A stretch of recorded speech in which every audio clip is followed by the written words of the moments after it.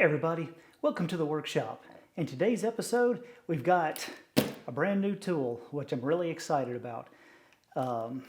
We got the Makita 12-inch miter saw, and the only miter saw I've been able to use so far is really just a chop saw, so this right here is going to be a massive upgrade for me. So let's get this thing unboxed.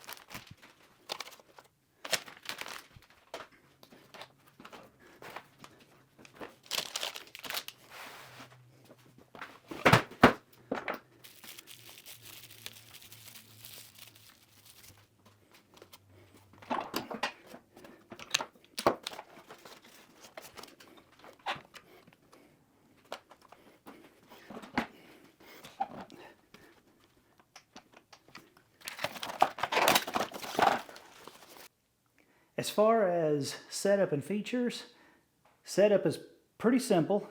I got some of the stuff just cleaned up and out of the way here. So I'll just run over a few things real quick. We got our dust collection up here.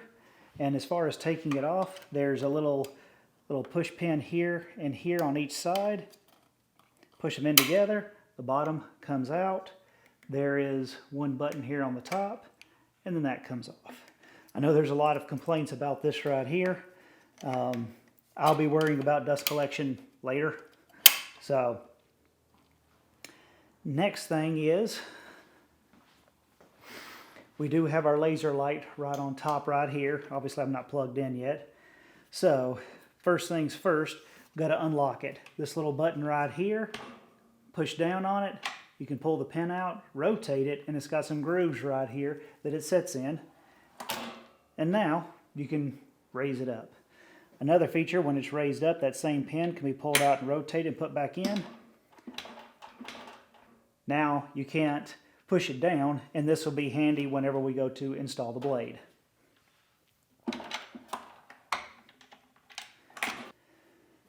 We have this pin right here.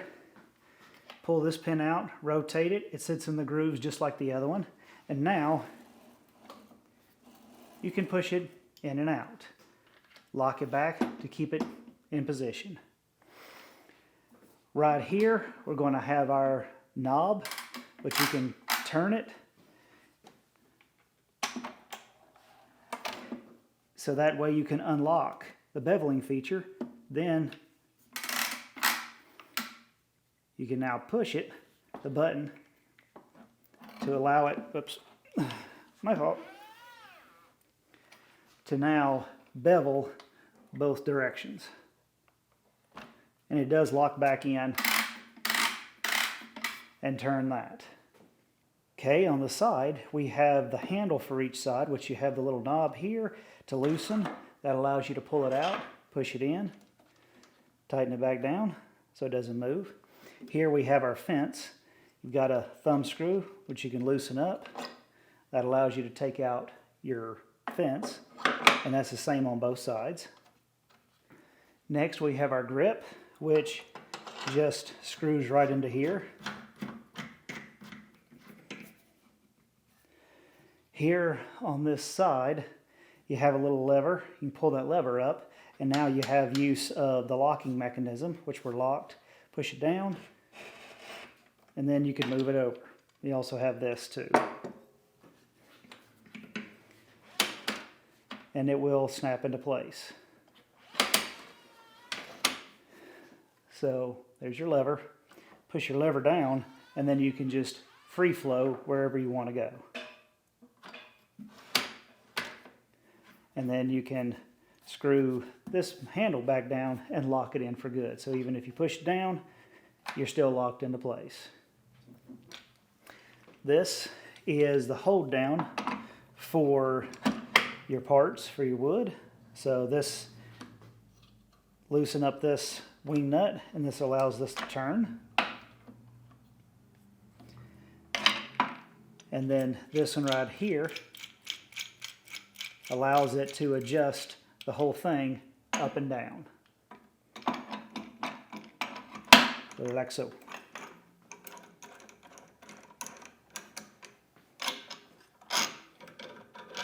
And then tighten it down. This miter saw is pretty nice because it does have the ability to go 60 degrees in both directions. This one also bevels in both directions.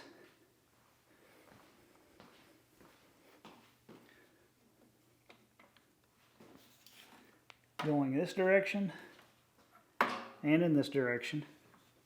You will have to remove the fence if you want to go any further. Okay, and when we do bevel, we go to 45 degrees. Then you have this little lever right here which allows you to go to 48, so you push it back off of the stop, pull it in, and now we can go to 48 degrees. It does the exact same thing on both sides. You do have to remove the fence on it in order to do that. Once you push it back up, it locks itself back into place.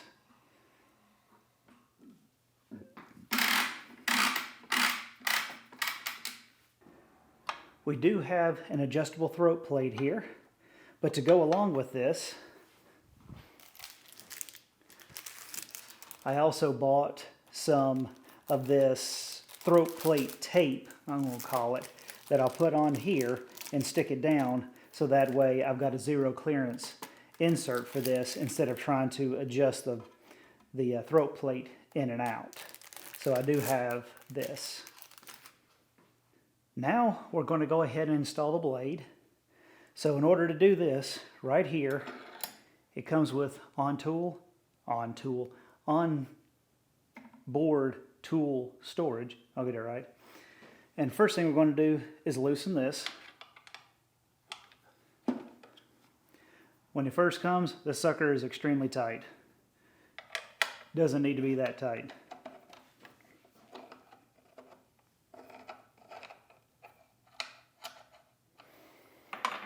With this loose, now the cover and the guard all pulls off. Here's our arbor right here. So now we can use the same tool to loosen this.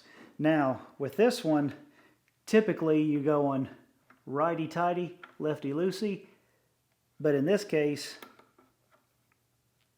we're going lefty-loosey, righty-tighty. It's basically the opposite direction, which you would normally do something. And the reason for this is so that way the blade doesn't fall off. So the bolt comes out, and then you have these two pieces right here. So next, take the protective cover off. Make sure the blades are going in the correct direction. It does have an arrow right here for that. Shows I'm supposed to put this on first.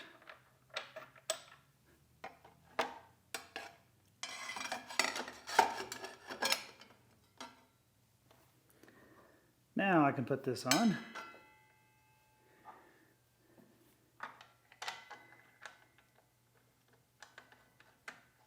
And tighten the bolt back up.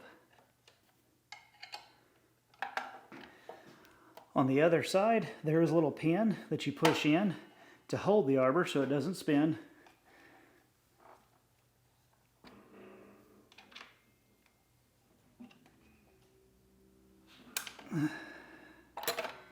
Okay. Now once it's tight, we can push our cover back in place and put our bolt back in.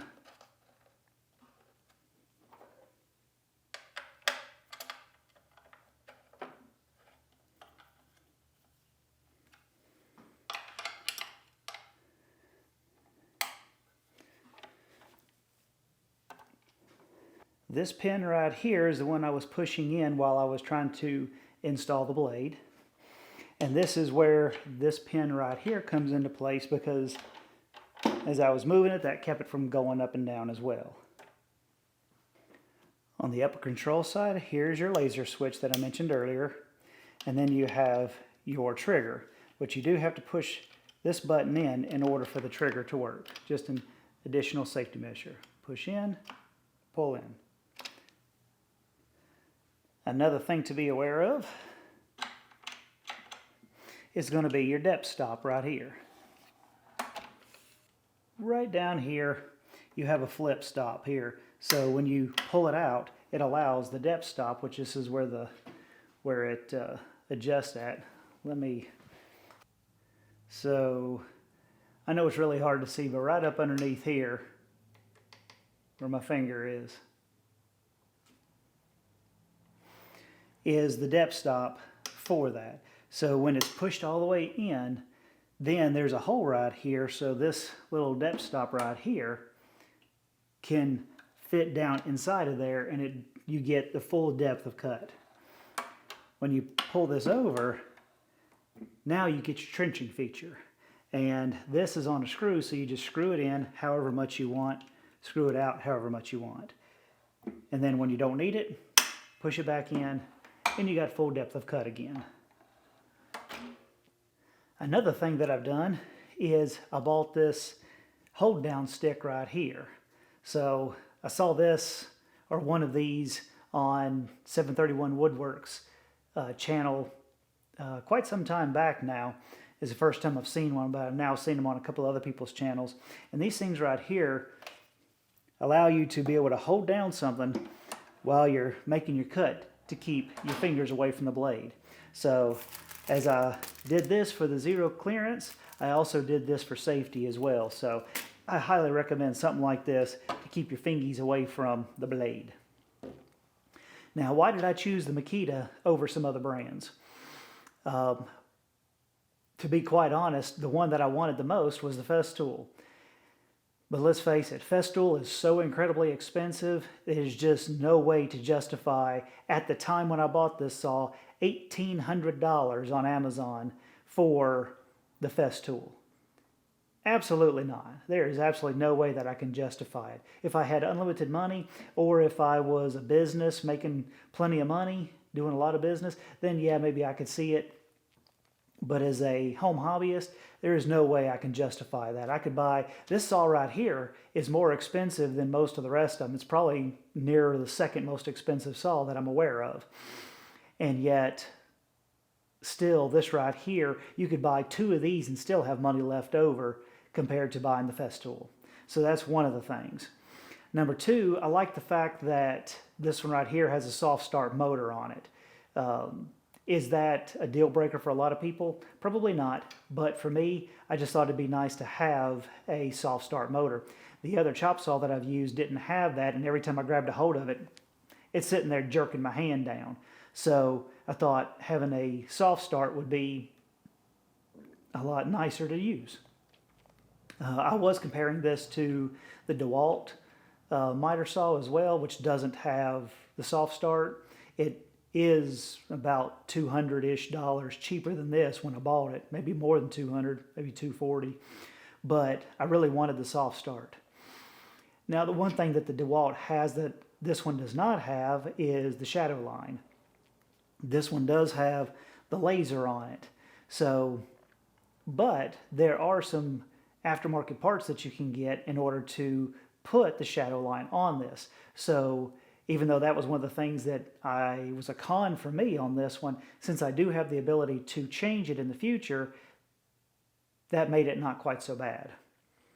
Another thing is, I really like the fact that this one right here is a much more compact version, say, compared to the DeWalt, where the rails on it stick way out the back. This one is more compact. I also really like the fact that your locking controls for the beveling feature is right up front. Now, to me, that almost makes it a little bit less convenient to change your blade and all just because you got this thing right here, but it's not like you're changing the blade all the time. So, which would be one kind of a con once I bought this, because I don't see people changing the blades out when they talk about this, how this thing comes up and then it just wants to fall back down while you're trying to do it. Is it a big deal? Not really, but it is kind of an annoyance. So finding a rubber band or something, some way to just hold it up while you're trying to do it make it a tad bit easier. The depth stop is good. As far as I can tell, I have not obviously made first chips on this thing yet, but that's another thing I did not have, was the trenching feature on here. So I really like that. Yes, we can always argue that Festool is a little bit better, tiny bit more refined on some of these things, but this right here is really nice. I like the fact that it goes 60 degrees in both sides.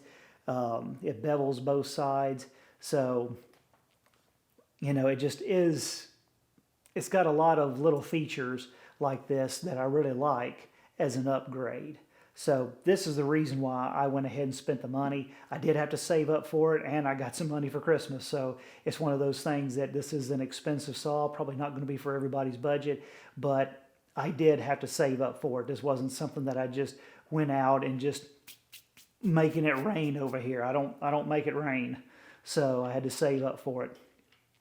So I do understand it's a little bit more expensive, but it's the one that I wanted.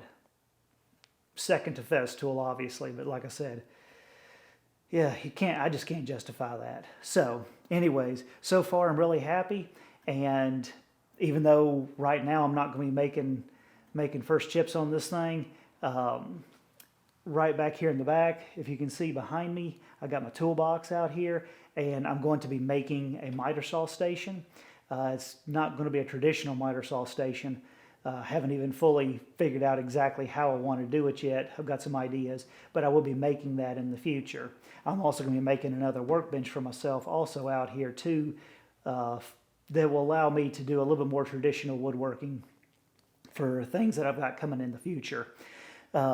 This table right here is from Husky, works good, but it's also, it wobbles a lot. So I want to make something a lot more sturdy. And so I wanted to get this before I get started, because this is going to be the perfect job for it, because I am not going to be making it out of fancy exotic hardwoods. This is going to be 2x4s. So, because as 731 says, pine is fine. So this is going to be a great addition for this.